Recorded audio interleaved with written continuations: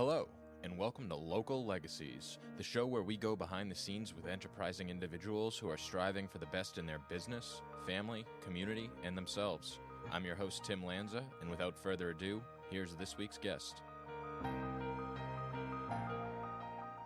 Hello, everybody. We are back again here today with Matt Majikas, a good friend of mine and the man who actually was gracious enough to allow us to use the studio space we're in right now. So how you doing today, Matt? I'm doing great. I'm glad to finally be a subject of this podcast and not just the physical space host. I've seen what you've been doing all along, and we've talked about this for a long time. So it's nice to finally be the guy that's connecting with you on the real level and being a part of your passion for this, which I admire. So I'm very glad to have you here, and obviously, as we both know, you've got a crazy schedule, so I'm lucky that we got some time. Facts. So that's what the kids say these days, right? Facts. Something like that. Why don't we start out with you've got actually like a lot of different facets to your business, and it's kind of ever evolving. Sure. So start at the beginning. Oh, well, the beginning. In the beginning. World record DJs, which will be actually put to rest this year. We can talk about that more later. I started the business in 2007. When I say started the business, I graduated from college. I went to a small private school in St. Louis, Missouri. I moved from my hometown in Sterling and got a degree in radio and television broadcasting from what was a phenomenal educational experience. Wouldn't trade it for anything in the world. Excuse me. And while I was there, the job that I had to make ends meet and pay my college bills, I worked for a DJ company called TKO DJs. Anybody who's ever been to St. Louis or specifically lives around St. Louis, TKO is the largest DJ company operation in the area, to the point where if you lived within a 2-hour drive radius of the city of St. Louis, TKO DJ'd your birthday party, your homecoming, your prom, your wedding, your anniversary party, and maybe your funeral. I mean, this company had been around for a long time, and they had 30 wedding DJs, not necessarily wedding DJs, but DJs in general, that worked for one company. And saying that today makes my hair stand up. I can't imagine having a company that big, logistically just crazy. They owned 30 systems. They had 10 vans, they had all of this crazy logistics. My company as it stands today, not nearly as big, but it inspired me to start my business. I worked for a guy by the name of Lester Barr, is now a dear friend.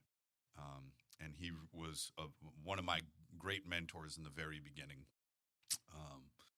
I remember saying to him in a bar one night, we'll go right off the right there, because we'll go right to the bar. That's easy for me to talk about. But I said to myself, man, I love this TKO DJs doing. Maybe I could open something in New England, because I knew I was moving home. I was going to go chase my radio dreams, because at the time I wanted to be a radio DJ. Anyway, he looked me dead in the eyes and he said, why the hell would you do that? He goes, you're smart enough. He goes, start your own thing. You don't need TKO DJs. You're you. Go do you. And I never forgot that. So when I moved home, I say I started the company. I borrowed $1,000 from my dad. I bought the shittiest DJ system the internet had to offer. It was, plastic microphone from Radio Shack, a couple of little 10-inch speakers. You're dating yourself there. I know, Radio right? Shack. And I had a stack of compact discs, right? And I remember the first DJ system I bought it from 123dj.com, right there. So that's, how advanced I was at the time. This is August of 2007, if I remember correctly. The system came in the mail, and God only knows where the system came from, but none of the parts matched the pieces. I had no idea how to build a rack case. I just knew how to talk into a microphone and, play Love Shack at the time.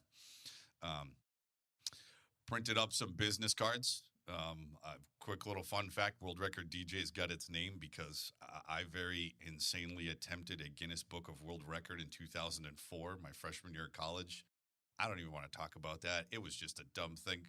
Mulligan's Miniature Golf, the owners up the road here, asked me if I wanted to do it. So whatever, I played miniature golf for 24 hours and they published me in a book. Fast forward to 2007, my dad and I were sitting around having a beer. And I said, well, you're in the Guinness Book of World Records and you're a DJ. And bang, World Record DJs was born. It started as my side hustle, right? I said to myself, I'd like to get to a point where I had high enough quality speakers and microphones that I could go and do a wedding or go do a high profile event, but I was doing backyard parties and favors for friends at that point. And so that's really when the business itself was born. I don't know how far you want me to go all the way to today, but it was something that I did on the side of working at a radio station. I got hired at WXLO Radio right out of college. I was a street teamer. I was a glorified.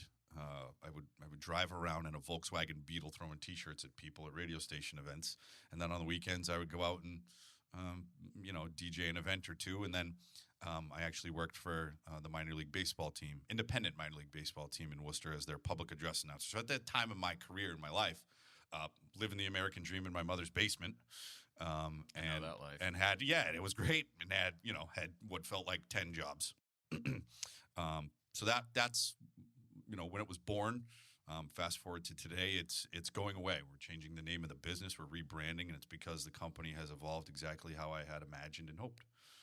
So we can talk about that some more later, but I think that answers kind of the core of what you were getting at. Yeah, so I think there's a common theme with people kind of starting out their own business. You dip your toes in the water, and you had at least 3 different areas.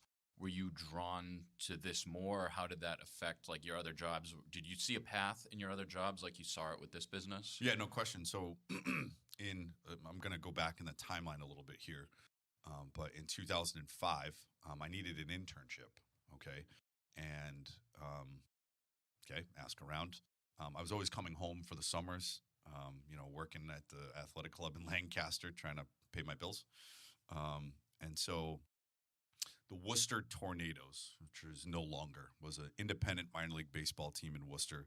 The head coach of the team is a former player for the Boston Red Sox, Rich Gedman, sweetheart of a man. Think very highly of him. His cousin was my Little League baseball coach, right? It's all who you know. So go through the 6 degrees of separation. I called my old Little League baseball coach, and he said, all I can tell you is that the Worcester Tornadoes are having an open audition for public address announcers. That was it.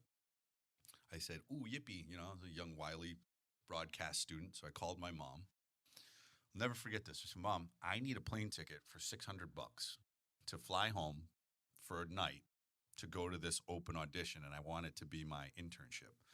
And my mother said, well, shit, how much we spent on college at this point? What's an extra $600? So she flew me out. I flew from St. Louis to Manchester, New Hampshire, walked through the gates of the stadium. It was at Holy Cross College. I forgot to pack dress pants, okay? So my big thing was, well, I can't walk into my first ever, audition dressed like a college kid. So I drove from the airport, put the pants on probably still had the tags on. I'm walking into the stadium. I'm exaggerating, but you know me. And there were 50 people there. And I said, how is a 19-year-old kid going to win this audition? There's no way, right? Cool experience. Got it. Got to come home for a weekend, see my parents, hop on a plane, fly back because I have class, on Monday. My phone rings that Friday night, and it's the marketing girl for the team who said, we loved your audition. We've narrowed it down to 7 guys. Can you be here on Monday for a follow-up? Called Mom, another $600 plane ticket, turned around, flew straight back. Walked through the doors, the most nervous I had ever been in my broadcast career. My hand was shaking while I was reading. As soon as you put this microphone in front of your face, your whole mentality changes, right? 2 great fears in life, death and public speaking. And so here I am with these older guys, these grizzled radio vets standing over my shoulder. I'm 19 years old. I'm sweating while I'm reading. That's how nervous I was. Got back on the airplane, flew home. Or flew back to school, said, great experience. It was actually Easter weekend, I remember. Got to be with my family, whereas I normally wouldn't because I was out in St. Louis. The phone rang, and the girl said, I've got good news and bad news. What would you like first? I said, just give me the bad news. She goes, you're about to sell your soul to the Worcester Tornadoes for $25 a night. I said, well, what's the good news? She goes, you're going to be the public address announcer for the Worcester Tornadoes. It's the most high-profile gig for a broadcast student in college, right? And so microphones, right, have always been in front of my face, and I've always been comfortable. From the age of 14 or 15 years old, when I was a lector at St. Richard's Church in Sterling, I would leave church and people say, "You've got a great radio voice. You would be a great radio DJ." And that always drove me. I would listen to what people told me. Oh, yeah, you're right. I do have a great voice. You're right. My face is another thing, but my voice is Great face for radio as well. that's, yeah, a face that a mother could love, right? Anyway, I don't know why I did that to myself, but we'll move on. It always drove me. And so then here I am. I now am a $25 a night public address announcer. It's my first year, and I have to secure an interview with someone that I aspire to be, okay? And this was just a really full circle thing. In 2004, when I was living in St. Louis, probably one of my great claims to fame was I was able to secure a ticket to see the Boston Red Sox win their first World Series in 86 years. I was in attendance at Busch Stadium in 2004 when they reversed the curse. You know the story, okay? Fast forward to 2006, the public address announcer for the Boston Red Sox, who lived in Southbridge at the time, okay, happened to be at a Worcester Tornadoes game. I got wind of it, called him on his cell phone. I'm trying to remember how the hell I got his number. He's in heaven now looking down. And spoke to him, and he said, "I'll come and talk to you after the game." So the game wraps up. You want to talk about being nervous. Here I am about to meet Carl Bean, the voice of Fenway Park. And I grabbed the little audio recorder that the play-by-play guy had, and I said, "Carl, go." Right? That's what it is. Just me and him shooting the breeze. 50 years between us, maybe 45 years in age between us. And it's crazy. What he said to me that day, I have the recording. I could probably recite it word for word. It's weird. It's really weird. He would say things like, "Matt, there are 3 C's you want to be. There are 3 C's you do not want to be. You want to be clear, concise, and correct. You do not want to be a clown, a comic, or a carnival barker." He said, "I used to sit in my car parked across from Fenway Park and couldn't get over the fact that it sounds like me." Right? Powerful, powerful words. I'm getting the chills telling them to you, right? We'll never forget it. So now here I am taking a picture with Carl Bean, the voice of Fenway Park, holding up the 2004 World Series ring on my finger, which I attended that game 1,200 miles away from home in this kind of full circle, cool experience. Took a picture with me, saved the interview, went back to St. Louis, sat down with my communications teacher, Eileen Solomon. Oh, what a wonderful woman. And she goes, "Who'd you interview for your professional interview?" I said, "The voice of Fenway Park." She goes, "Perfect." Right?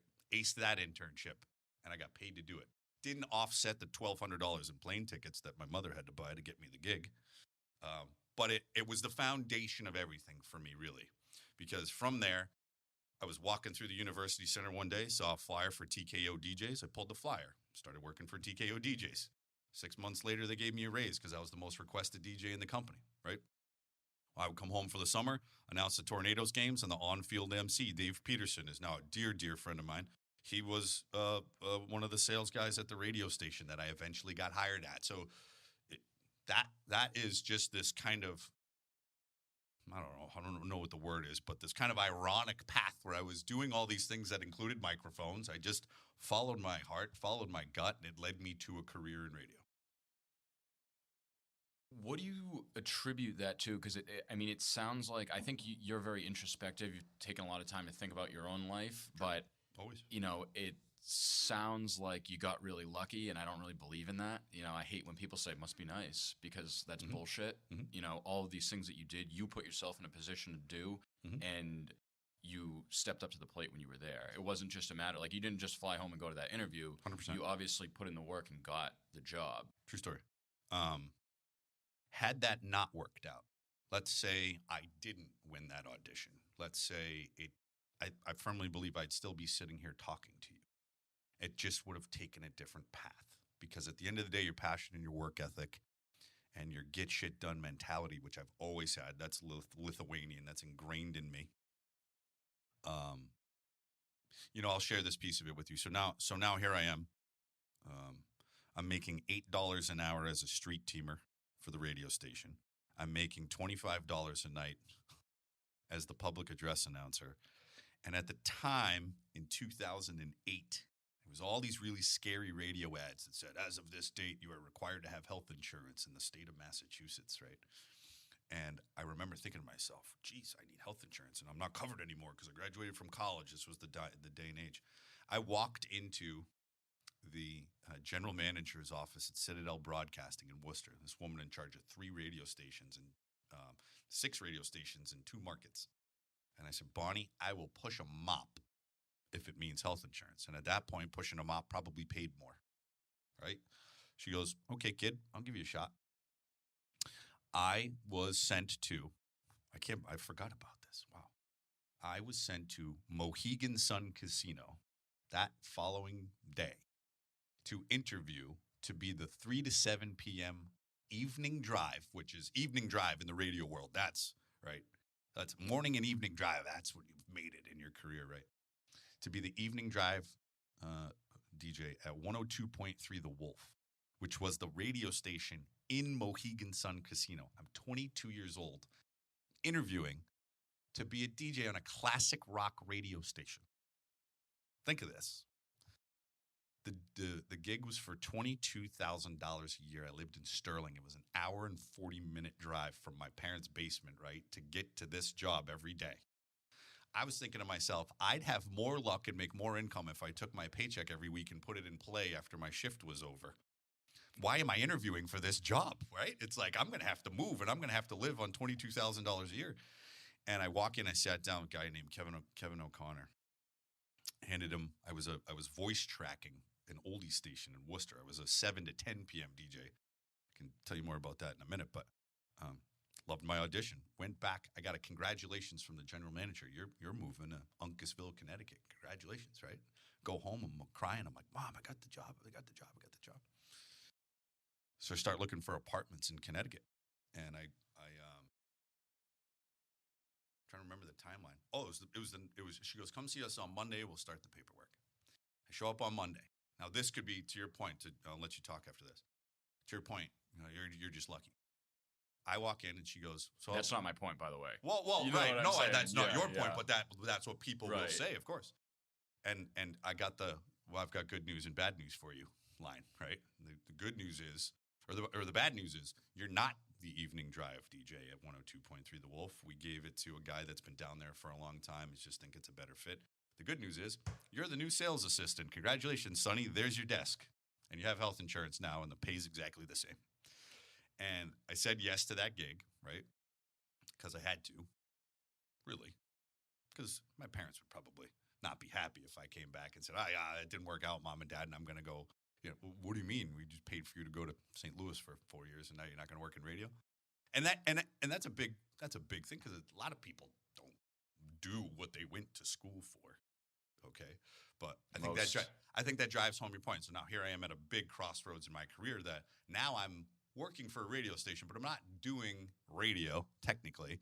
I was announcing ball games, I was DJing on the weekends, and I was doing some part-time DJ hosting. But my income was now selling advertising to businesses. It was a big change for me. So it also, I guess, put you in a position sales-wise to like accelerate your income.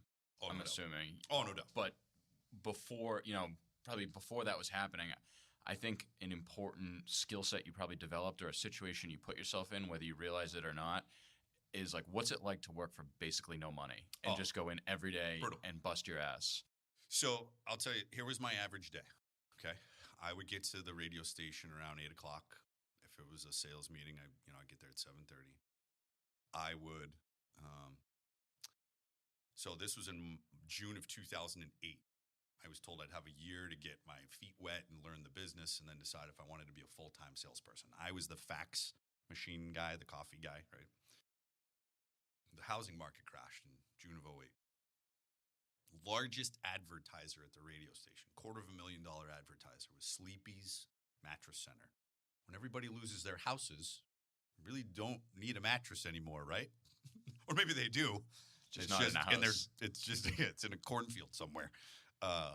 They canceled all their advertising. And listen, this is a big corporation, one of the largest radio operators in the country that owns this radio station. What do you think they want to fix that?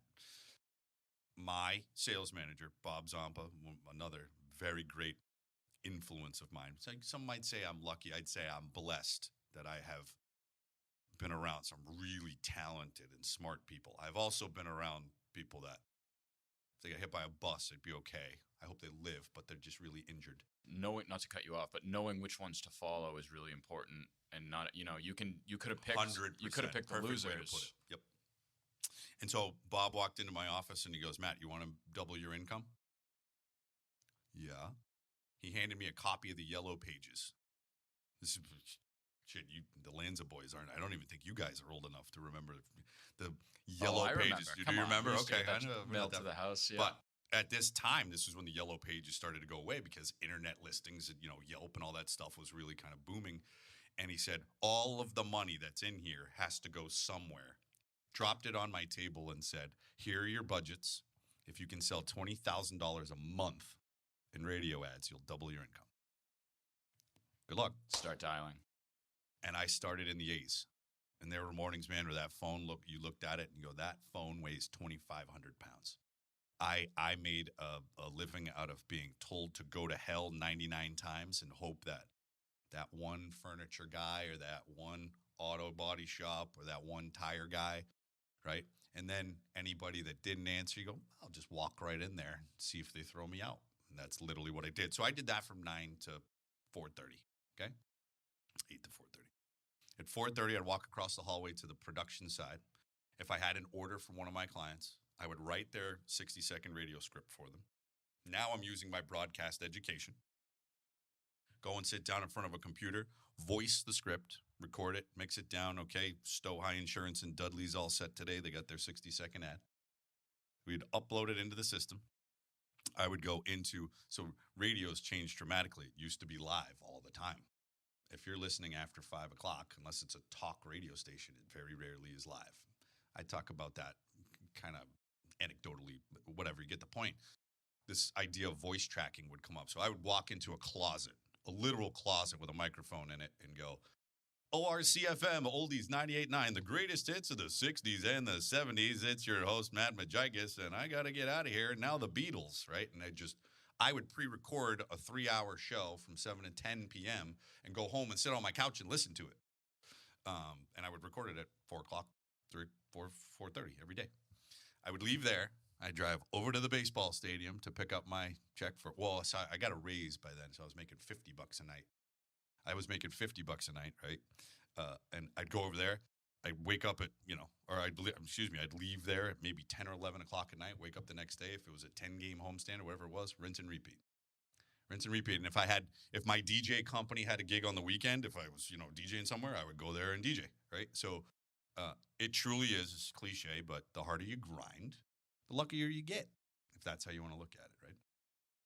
What do you think the difference is between someone like yourself who went into that where it's like, here you go, start dialing, and you grinded it out, versus someone who just crumples, or what I would think is even worse is like the guy that goes in and it's like, well, I got to get 40 dials a day.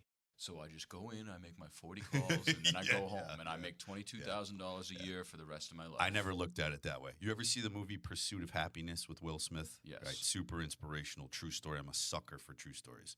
And I'll cry when I watch that movie because there's a very specific scene in there where he's trying to keep his life together, right? He's trying to stay out of homeless shelters. He's sleeping in bathrooms and subways. And he looks at this giant list of these cold calls he has to make. And there's this one very specific scene I'll never forget. And he just kind of slides down to the bottom and he goes, let's call that guy, right? And that's how I always looked at it. Why would I want to work harder, not smarter, right? Because the guy in the cubicle next to me, whose name was Matt, folded like a towel. I mean, it was he got the pressure would get into him. He would get all panicky. If someone did answer the phone, he didn't know. And God bless the kid. It's a very difficult thing to do, is to basically call and beg for money. And then there was the other side of it, and almost a very specific story. That same guy who handed me the Yellow Pages, and oh, by the way, real quick, I did double my income that year. It was nice. The same guy who handed me that copy of the Yellow Pages, whose job is to hire the next me, specifically told me one day, he brought this kid in, just graduated from BU, right? Be you, right? And he's got a communications degree, and the kid sits down and goes, okay, so yeah, your entry level pays $22,000 a year, but you could make 100, right? And here's your compensation plan. And he, 22-year-old kid looked younger than me, looked him right in the eyes and said, well, I need at least $75,000. And he just, I mean, you just laugh him right out of the room. You know, there's the big difference, right? It's the guy that says, okay, show me how to get to $75,000 versus the guy that says, give it to me. Right. And even going back before that, when you're, driving around in the Beetle, throwing T-shirts, working for $25 a night, there's so many got to be something that you're seeing that's like, I'm going to work, I'm doing this now, but I'm getting somewhere, you know? And so where is that? I know, because you have gotten there, and I think you're only, if you want to really look at you as a person, you're really only at the beginning. True. I really think that you're on the launch pad right now. So let's talk a little bit about that. Where's the business now? Yep. Well, actually,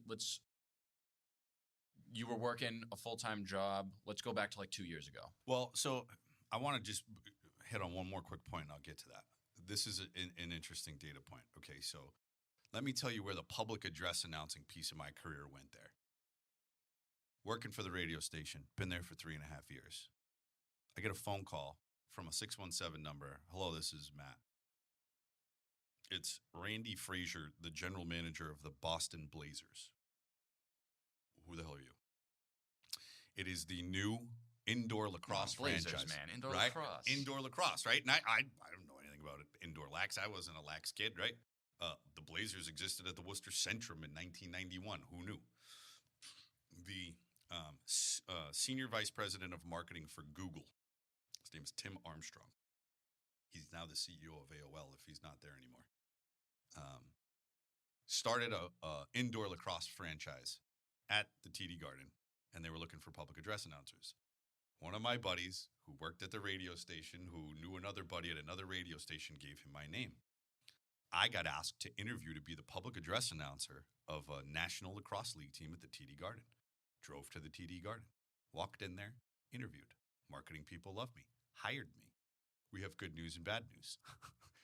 Seriously, all these conversations. The good news is we'd like you to be the voice of the TD Garden for the Boston Blazers. The bad news is, and this is true, we don't have any money to pay you. Right? Lacrosse problems. How about tickets? You guys got tickets? How about some free jerseys, right? Work at the Boston Garden for free. 8 Saturday nights out of the year. I would drive to the Garden. The only saving grace was I got free Sam Adams at West End Johnny's after the game. One night I bumped into Bill Belichick. I'll never forget it. And, we got free tickets, and I think I got a few free T-shirts in there somewhere. 2 years later, it's now the third year of the franchise. This is important to me. I'm going to keep talking. Do you mind? Go for it. It's all about you. It's important. The third year of the franchise is kind of the make or break, right? If you're not financially soluble at that point, there's all these business things that go into it. Todd Refue was the general manager of the team. He used to work for Kodak. He was a high-up executive at Kodak, and he came in, a really, really good guy. And Krista Olson was his marketing girl. She now works for the San Francisco 49ers. That girl called me one day. I was walking through the radio station, and I'll never forget the tone in her voice. She was shaking. She goes, I don't even know how to tell you this. I just got out of a meeting. She started crying. She goes, I have to let you go. Like, wait a minute. You don't let me go. I let you go. I'm doing this for free. And they changed the ultimate direction of their game presentation. 98.5, the Sports Hub personality. Oh, God, what's his name? It's off the top of my head. Replaced me. The organization went belly up the following year. That was the end of that. I parlayed that into a job at 98.5, the Sports Hub, because it was closer to Boston. I got to know the control room producers at the TD Garden who, referred me on a bunch of stuff. In 2012, this is actually really important to drive it all home. In 2012, Carl Bean, the voice of Fenway Park, died. He was driving home. He had a heart attack while he was driving. It was very tragic. And I had bumped into Carl once at a Boston Blazers game. He would do audio for WBZ. I remember saying to him how much I really appreciated what he did for me so many years ago at a Worcester Tornadoes game, right? the Boston Red Sox now have what they called guest in the chair. So the guest in the chair thing was a way to be a tribute to Carl and his memory. And it was a rotating door of public address announcers that would fill in every night. And one night on Facebook, one of the Worcester Tornadoes interns who worked in the radio broadcast booth, excuse me, one of the Worcester Tornadoes interns posted a picture of himself in the press box announcing a Red Sox game. And I'm like, well, damn it. If the intern from the Worcester Tornadoes is invited to do this, maybe the guy who announced the games for the Worcester Tornadoes should be invited to do this. I burned up every contact on planet Earth. Okay, Tim, I can't begin to tell you how many people I called and emailed that had an @redsox.com email address. Okay, so let me tell you what happened. 98.5 The Sports Hub, I'm now an entry-level salesperson there, making a little bit more money, but the sales stuff was always just such a grind. And it was never what I wanted to do. I was just good at it. Jimmy Stewart and Big Jim Murray, who are personalities and board operators at 98.5, two people I think very highly of, said, oh, just email Larry Lucchino, the president of the Red Sox. Just email Larry Lucchino. I'll send you his email address. I composed an email to Larry Lucchino, president and CEO of the Boston Red Sox, with that picture of me and Carl Bean from 2006 in the body of the email telling my story. And I saved it as a draft and said, this is what this guy meant to me, and I would love the opportunity to sit in the same chair as him. And I click send. And then this is the sales guy and me taking over. And then I click send again. And then I click send. And then I was smashing the send button, right? Smashing it. I must have emailed Larry at least a half a dozen times. I'm exaggerating a little bit. My life changed like 1:30 in the morning, sitting on my couch on a weekend. Didn't have any gigs to DJ. And at this time, World Record DJs is still a hobby. You know, I might do 8 to 10 weddings if I was lucky at that point in my wedding DJ career. It was always what I really loved doing. But I'm chasing this opportunity with the Boston Red Sox. Larry Lucchino replied to my email and said, I admire your tenacity. Call me in the morning. Right? I pick up the phone. I call the guy. I have no hesitation calling people. That's easy now. I'm like, there's no way I'm actually going to get him on the phone. He answers the damn phone. Couldn't believe it. He goes, do you have any experience doing this? I said, well, yes, for the Worcester Tornadoes for 4 years, for the Boston Blazers for 2. Very comfortable on a microphone. He says, well, let's try the back door first. Okay. He gave me a bunch of names and email addresses. I know where you're going with that. Gave me a bunch of names and email addresses. This was his way of literally opening up the back door of Fenway Park for me. He said, email all these people and CC me. All the email addresses he gave me were all the email addresses I had been emailing anyway that never responded. Well, now CC'd on the email is Larry Lucchino. I got a response immediately. I was told with only 11 home games left in that 2012 season, there was no room for me. 4 o'clock on a Wednesday night, John Carter in the media room for the Red Sox called me at it wasn't 4 o'clock. He called me at noon. It was Joe Castiglione night. Okay. World famous baseball play-by-play announcer for the radio piece for the Red Sox on WEI. They were honoring him for 30 years, 35 years in broadcasting, something like this. And their public address announcer had a situation, and they changed it up. Can you be at player parking at 4 o'clock to announce tonight's Red Sox-Yankees game on Wednesday Night Baseball, which had a big pregame ceremony behind it? I digress. It was me and 38,000 of my best friends at Fenway Park with Nomar Garciaparra, my boyhood idol, sitting next to me, and Kurt Schilling on the other side of him. And I was live on the air on Nesson introducing Joe Castiglione. Here I am. I've made it. I'm there, baby. I got a picture of me sitting in front of the microphone. I got a hand signed letter from Larry Lucchino with a check in the mail for $50. It was then that I said, this broadcast career ain't shit, right? It's like, well, let's say they do hire me to do this full time, and I did eventually audition to be the full-time announcer, me and 500 of my best friends. That was the day I can honestly say to you, check mark, that's the height of my broadcast career right there. I don't think it can get much higher than that.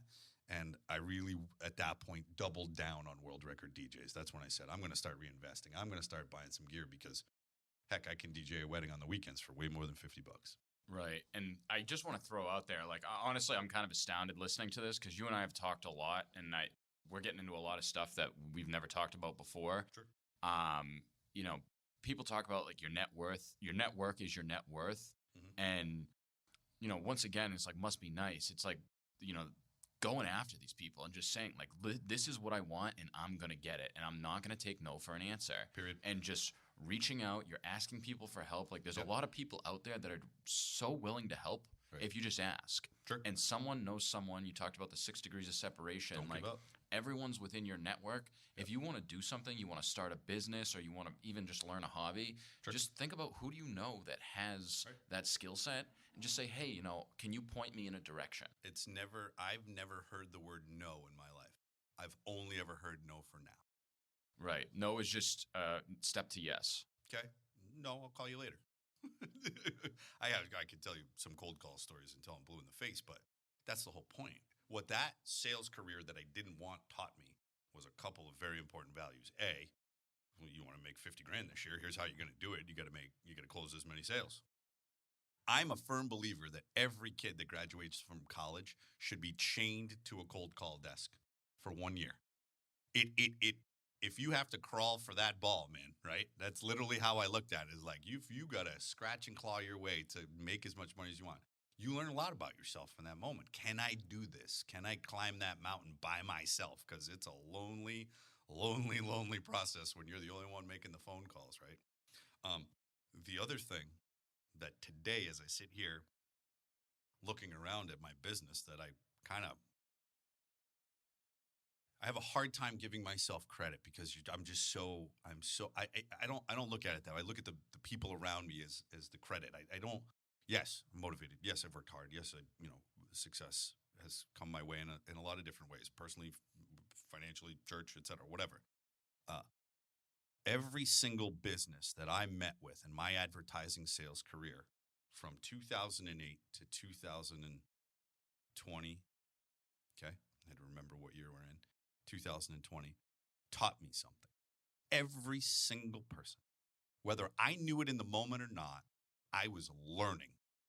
I was talking to everybody from the baker on the corner to the CEO of the local bank, okay, to the regional marketing director for Kubota Tractors. These are people that I was cold calling all day long. I remember days I'd leave my apartment in Natick, drive to Brighton, leave Brighton, drive to Providence, Rhode Island, leave Providence, Rhode Island, drive to Portsmouth, drive back to Brighton, drive back to Natick, rinse and repeat, right? To just go try to meet with people and make money. Okay, so that was almost an in the trenches MBA I was getting because I was paying very close attention. It's like, why is this guy going to give me $50,000 for a radio advertising schedule? Why? He doesn't. Why? I can sit there and do what a lot of people do. We're the greatest radio station in Boston and we have lots of ratings and blah, blah. No. You got to connect with these people on a real level. You're asking for a piece of their business. Be real with it. Well, I think of this a lot, but I think it's funny that you said like the MBA, and I say like learning business in a book or in a classroom is like learning sex in a book. It's like the information's there, but you're probably not going to be good at it if you just read. Nope, it's in the field. You've got to be doing in it, the field, working. In the field experience. Right. Unequivocally. So fast forward. That's good. I'll quote you on that. All right, perfect. Yeah. That's good. Fast forward to February 2020. Yeah, so my advertising sales career started at Citadel Broadcasting. I did 2 years in Boston for CBS Radio, 98.5 The Sports Hub, so as far as I was concerned, was my dream job. I had a nightmare of a sales manager. I hope Dan Elprin hears this one day. You were the worst. Oh, were you the worst? He'd tell stories. I said, well, I'm getting out of here. I need to get out of Boston. I reconnected with my old high school flame, literally at almost that transition point. And the Monday after or Tuesday after I got married, I gave my notice at 98.5 The Sports Hub. Took a job at Comcast selling for their Spotlight division. So if you're ever watching Monday Night Football and you see an ad for Lanza Auto on it, Lanza Auto didn't buy a national ad package. They bought it locally from a salesperson. It was a really good product. I enjoyed selling it.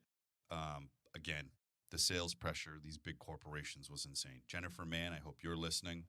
I hope I never see you ever again. And I like a lot of people.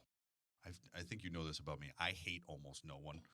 I've got everybody's got their hit list, right? I get that like handful, like, high school baseball coach, that bad sales manager. You got all those people, right? I don't care. Anybody who knows me intimately knows that that's how I feel. Left there, went to the Worcester Business Journal on a referral from another dear friend and mentor of mine. His name's Steve Gillis. Connected me with the owner of the Business Journal. I looked at that job as a stopping gap, right? But now I was working for what was a mom and pop business compared to what I had been working in for the last 7 years. Now, not only am I connecting with a whole new world of businesses, but I'm selling marketing campaigns in a business journal. Anybody who's listening to this, for $50 a year, you can get that on your doorstep. You're nuts. If you're not already you don't subscribe, dude. Yeah, you're in trouble. You see this? Just by the time you walk out of here, Tim, you're gonna have a water cooler subscription. You're gonna have I'm gonna sell you 10 things that you didn't even know you bought before you walk out the door. Anyway, I digress. It is Worcester business in a nutshell. Okay, when the Worcester Red Sox come in, who I now have a partnership with, wouldn't you know it? When the Worcester Red Sox come in and build a $170 million baseball stadium, it's the Worcester Business Journal that says, let's break that down for a minute and figure out who's going to pay for that $170 million. It is a nationally recognized business journal. It was one of my favorite it was it was up there. It was a little bit of a harder sell because you're selling a print publication in the 2010s. It's not easy to do, but it just had such a great niche clientele. These were the who's who of business owners. Our events, I made a ton of money selling sponsorship of events, business leaders of the year, outstanding women in business, their 40 under 40 awards, their family business awards. It was just, and I worked for a guy who got it. When my wife and I had Vinny in 2015, she had a really, really bad delivery. It was really scary there for a little bit. She was in the hospital for 5 days after the delivery. Excuse me. And I went to that first sales meeting back, and, it's the little things. They presented me with a blanket with my son's name engraved on it, right? Or engraved, embroidered. And wow. I want to work harder for these guys because they get that that's way more important than selling a full-page ad in a business journal. That job, I will look back on, and I'm obviously not there anymore. We can talk about that in a minute, but I'll look back on that with so many fond memories. There's a lot of quirkiness. It's journalists and print salespeople, and it can be a weird and uncomfortable environment at times, but a lot of creativity and a lot of passionate people, and it's not about pushing the company stock. It's not about pushing the company stock. It's about making some money and helping businesses in the community. I learned a lot there.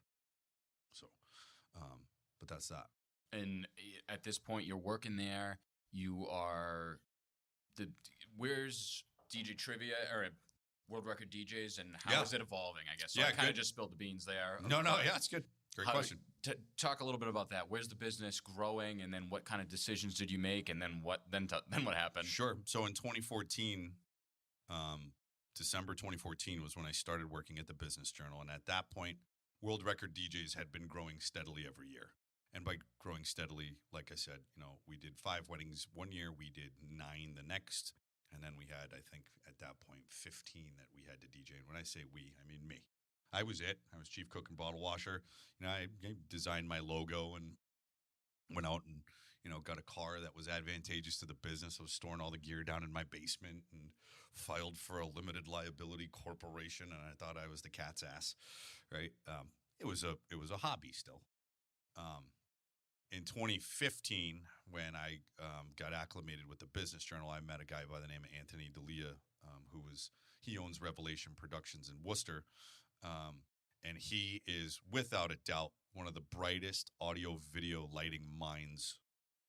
I mean, I know I haven't been around all of them, but boy, oh boy, does he know the world of not only DJing weddings, because that was how he started that business, but big event production.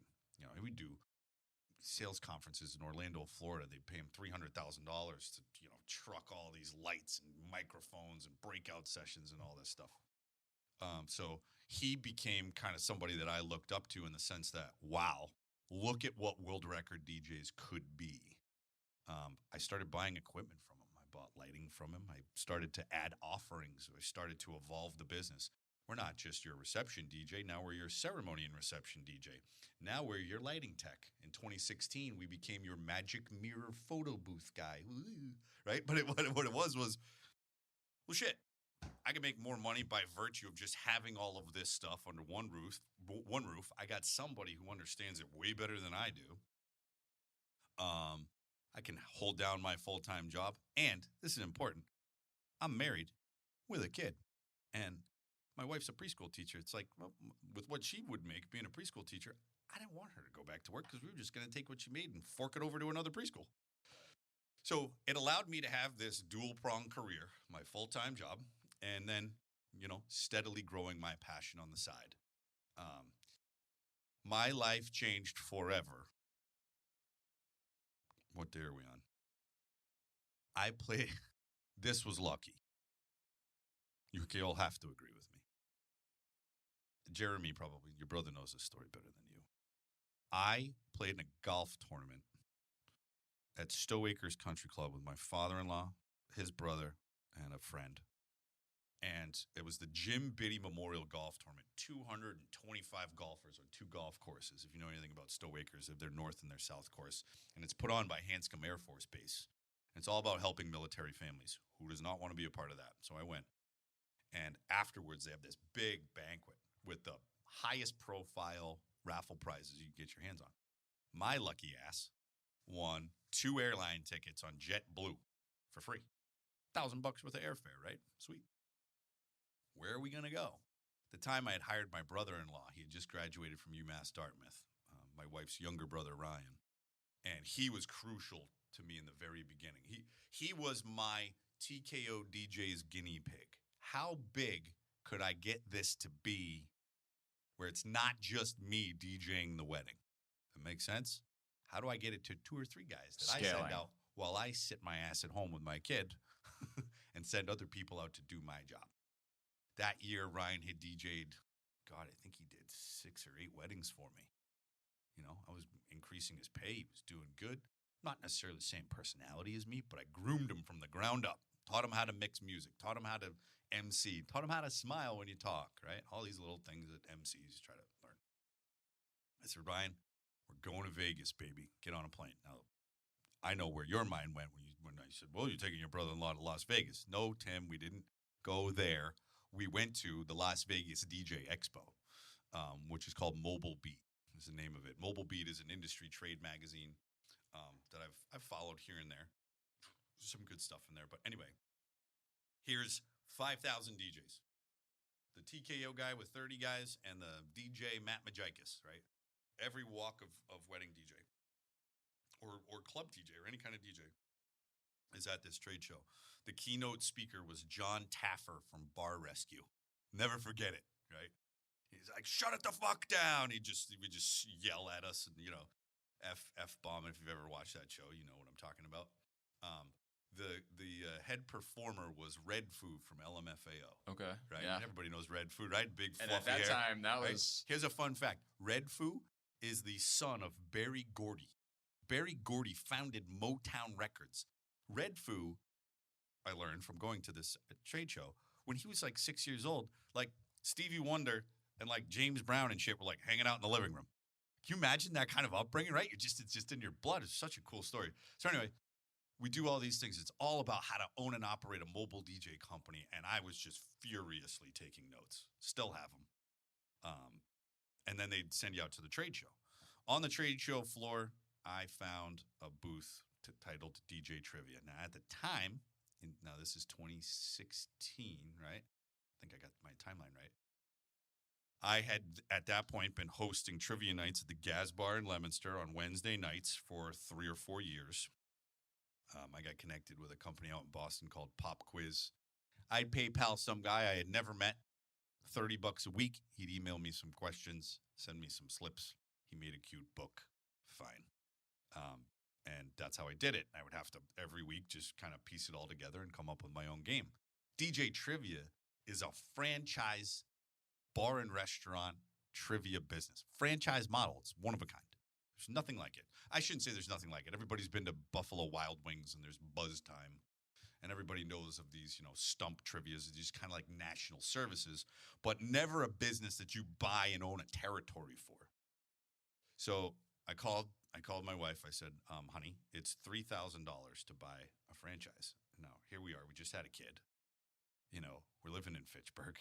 It's like, and rightfully so. My wife's like, are you sure about that? Like, well, it could be great. Went to the trade show floor the next day after walking the strip and having a few drinks and thinking about it. And went down there first thing in the morning with my check in my hand, like a kid on Christmas morning. And it turned out that someone had bought the franchise 2 weeks before me, guy down in Rhode Island, wedding DJ company in Rhode Island. And he just went, whoosh. He goes, you can't buy this. It's already owned, but you can work for him. I'll send him your information.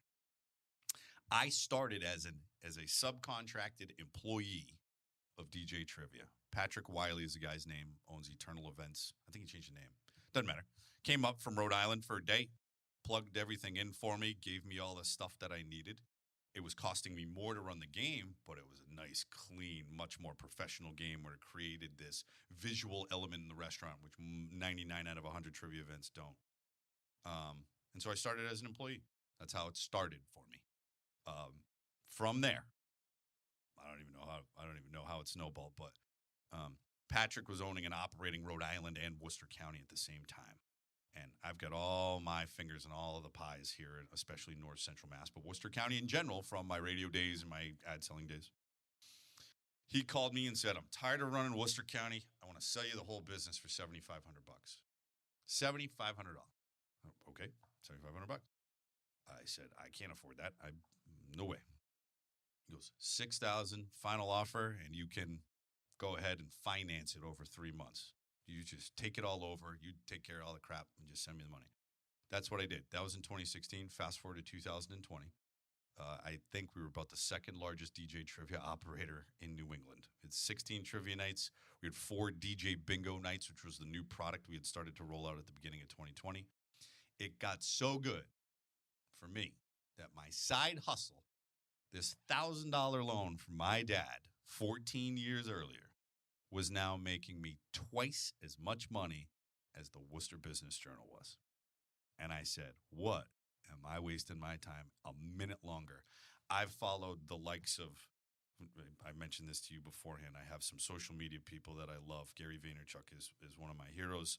All these businesses that I met with over the years, all these experiences of being told to fuck off by those businesses, or here's a stack of money. All of the experience of growing this business kind of arbitrarily manifested in me walking into the CEO of the Worcester Business Journal's office with my sales manager and sliding my profit and loss statement across the table and said, guys, unless you can pay me that much money, I need to go after this, because I will not be 55 and look back on 35 and say, shit, I should have gone for it. I did not want to live with that regret. It all came down to I was doing this thing that I was good at, and that was fine, but it wasn't what I wanted to do. And I couldn't wake up at, 7 o'clock every morning and, brush my teeth and run out the door to go sell advertising and think that I was going to be happy doing that for 30 years. And so I rolled the dice. And so my last day, February 27th, at the Worcester Business Journal, saying, look at this, I got this. People will always gather. There will always be trivia nights. There will always be weddings. This is perfect. What could possibly go wrong? 6 weeks of bliss. Oh, it was less than that, right? It was February 27th. I think it was, I have it marked on my calendar. It was March 17th. Oh, no, I'm thinking April. Right? Yeah, March. March 16th or 17th was the final day of and I'm talking about sitting on my porch on a Sunday afternoon when Charlie Baker made that announcement.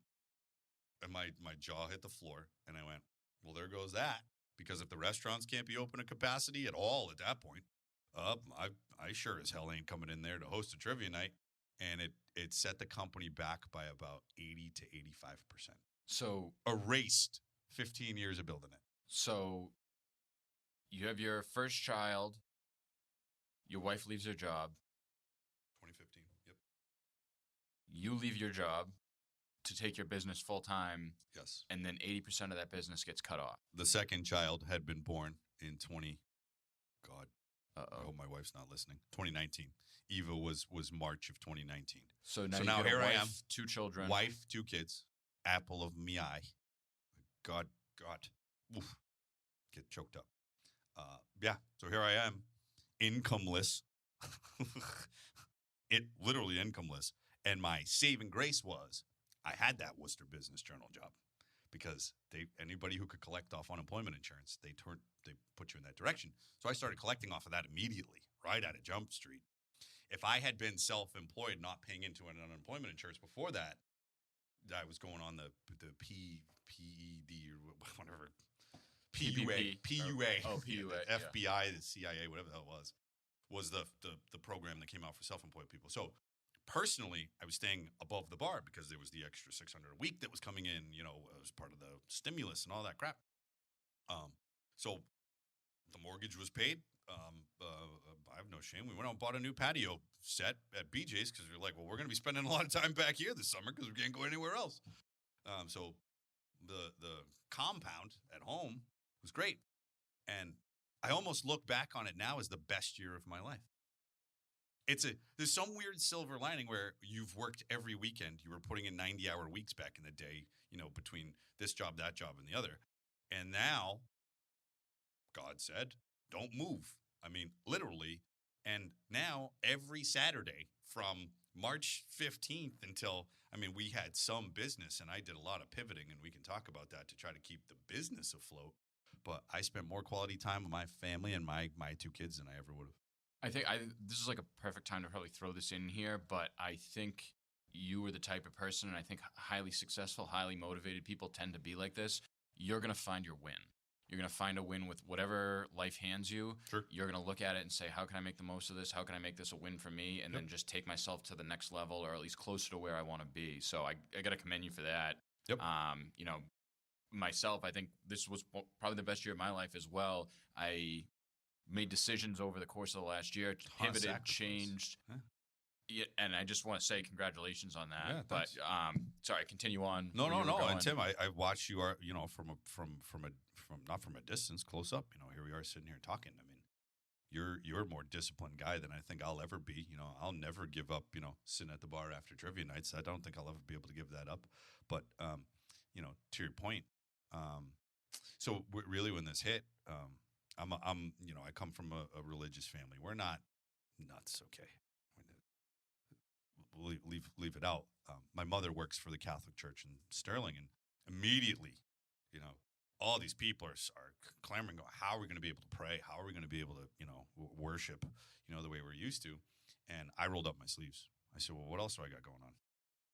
I was crawling through the ceiling of that church, running 300-foot Ethernet cables, working with my pals at Revelation, who I took on a sales job with them at the beginning of the year to help pay for my health insurance.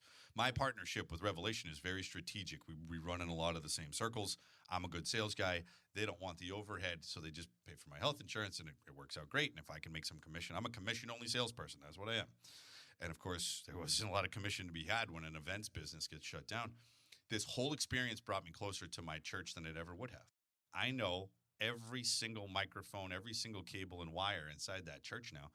And the first time we started to light this up, when you see 120 devices watching, you now have a ticker for how popular your church is. You never had that before. And now people are saying, this is so great. We love this. Please keep doing this. Blah, blah, blah. Now it's a permanent fixture. That's how I kept the water out of the leaky boat, so to speak. I met with dozens of churches. I live streamed 3 funerals last year. I hosted a rapper in my studio here to rent a green screen. We did a virtual comedy show for the Girl Scouts of Central Massachusetts. I was not rolling over and dying. No way. A lot of guys, the guys who hobby DJs, a lot of us are self-employed or do it as a hobby, right? I shouldn't say self-employed. A lot of them have full-time jobs and it's on the side. Pack up shop. It's like, oh, well, all my weddings got canceled this year. This is my excuse to get out. They would shit on sale on Facebook Marketplace and make your head spin. I should have bought it all, but I didn't because I didn't have any money. But anyway, we pivoted. We kept the business afloat. And luckily, and or I should say, we're blessed. In the end, after a year of unemployment and all the craziness and trying to keep it all together, we were able to access some of the PPP funds and the Mass Growth Capital Grant that really allowed us to take a deep breath and know that our bills were going to be paid. Without getting into all that, right? It's just we're still here, and now with things really the volume turning up, no pun intended, we are back in a big way, and we're stronger because of it. So, Can we talk a little bit about a business called Central Mass Productions? ooh, big league tease. So we're not allowed to, according to lawyers and documents that are definitely sealed tight on the other side of this wall. But Well, let's talk a little bit of just where are you going? Where do you see the yeah, business yeah, going? great, perfect. So my partnership with Revelation, I've always just admired that. And so, long story short, I always knew world record DJs had a shelf life. At the end of the day, when I named it in 2007, it was cute. Now we're a production company. I mean, I needed to get production in the name. World Record Productions sounds like we're the guys who print the book. It didn't work. Okay. I needed to regionalize the business. I needed it to be more. I'll spill the beans. Who cares? I've been walking around with the shirt on. Central Mass Productions will be born. It is legally born. But on June 1st, World Record DJs will be led to pasture with nothing but fond memories. I got it painted on the wall right over Jeremy's shoulder over here. A DJ company is just that, DJs. A production company is lighting, photo mirrors, live streaming, studio recordings, virtual events, and the big thing that we're changing the tagline. Virtual events are going to be part of our fabric moving forward. And so CMP, Central Mass Productions, will be the new brand. We're rolling out websites, T-shirts, new van logos, business cards, all that stuff. It is a nightmare of a process, but I'm going through it with my head held high because I know what the future holds. Awesome. Yeah, we've talked about a lot of different stuff here. Just one more thing I wanted to hit on and kind of get your opinion on is, people talk about the American dream, making a living, taking care of your family. Sure. Is the American dream still alive, and what does that mean to you? It's modified. I'm exhausted by it. Maybe it's a generational thing, and we're all guilty of it on some level, right? Like, we can all look at the kid that's younger than us and go, look at that damn kid on his smartphone, and he's not making eye contact, and I remember when, I used to have to, I had dial-up internet. Dial-up internet, and I had to put out my AOL instant message screen, away message, all that stuff. And then our father's generation was like, I listen to 45 RPM records in stereo. Like, cool, Dad. My father's one of my heroes. It's modified. If you have an internet connection and a brain, you can be a millionaire. Look at Jeff Bezos, right?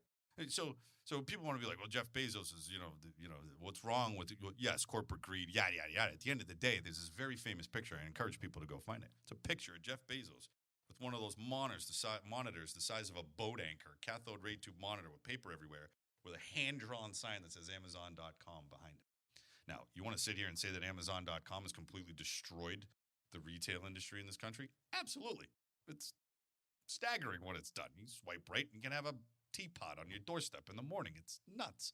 But that is the new American dream. The old American dream was your dad's, right?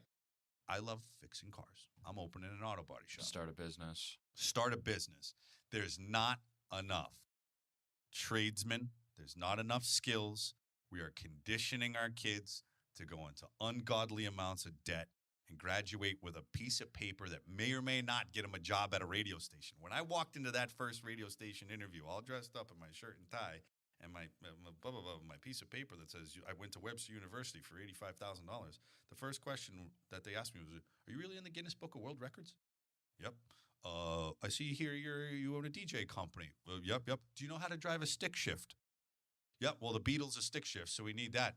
You going to ask me any questions about my broadcast education? So I have lived the American dream now almost in reverse, right? I took that corporate job and I, grinded it out or whatever. And now I'm a living testimony, I think, of how to And Gary Vee, one of my favorite people, would say, do everything you can to keep that side hustle alive, because you never know what it could be. And so that's what I did. And my side hustle now, as I sit here today, is my primary source of income, my primary way of feeding my children, paying my bills, and going to Marshfield this weekend to play golf. And so the American dream is still alive. It's very modified. And I will probably raise my kid a little bit differently than maybe other people do, just because of my experiences. I'd love for him to go to Monty Tech and graduate and go straight into a 2-year advanced mechatronics manufacturing program and be a purchase and sales guy to manufacture, government wire and cable manufacturer, making $125,000 a year by the time he's 30. I'd much rather have him go that career path than, I'll go to college to find myself, which we've all done. Okay, fine. But American dream's alive. Everybody chill out. It's still there. When people want to say, oh, boom, back in my day. America is great. It's still a teenager. It's learning. It's learning a lot lately. And I think that it's naive to say that it's not there anymore. It's alive. It's just different. Awesome. How'd I do there? That was perfect. Good. We're running out of time. I know you've got a trivia another gig side tonight. gig to get to. Yeah, You got trivia gig? another side gig. We're back. We lost 100% of our trivia locations. We're back to about 60% of that now, and it just feels good to be easing back into it. And I don't regret the decision I made about a year ago now. And I just want to wrap it up with your passion, your drive, whether you know it or not. And I think it's probably good that this is a good, what do they call it? The airing of the grievances or whatever. You've been up my ass about this podcast, dude. Unbelievable. It's like, dude, we got this podcast. It's such a great idea. I'm like, yeah, what's it going to be called? He goes, don't worry about that. We're just going to start recording shit. And you did. You and I had some really some heated discussions where we disagreed on a lot of stuff. But in the end, now here we are, right? And I got maybe a little bit of a mea culpa. This was very, very, constructive. Wherever you go with this, why I'm glad you're doing it here is it's a proof that we have the space and the technology. Your brother's been very helpful as well to allow for this creativity to manifest itself in the form of whatever this ends up being. So I'm impressed by you. You guys come from an awesome line of hardworking men, and keep it up, and I'll be a listener and hopefully a supporter moving forward. Thank you very much, man. Thank you for I couldn't do this. I certainly couldn't do it without my brother. I couldn't have done it without you. You're a mentor of mine, and I'm very happy and proud to call you a friend. Appreciate it. Can I go have a drink now, please? Let's drink it up. All right. Thanks, buddy. Thank you for tuning in with us. We do this to share the stories of some of the incredible individuals in your community. All we ask in return is if you found value from this episode, please share it with someone else who may also gain value from the show. Please feel free to rate or review the show. Your feedback helps us give you more of what you want. Until next time, I'm Tim Lanza, and this was another Local Legacy.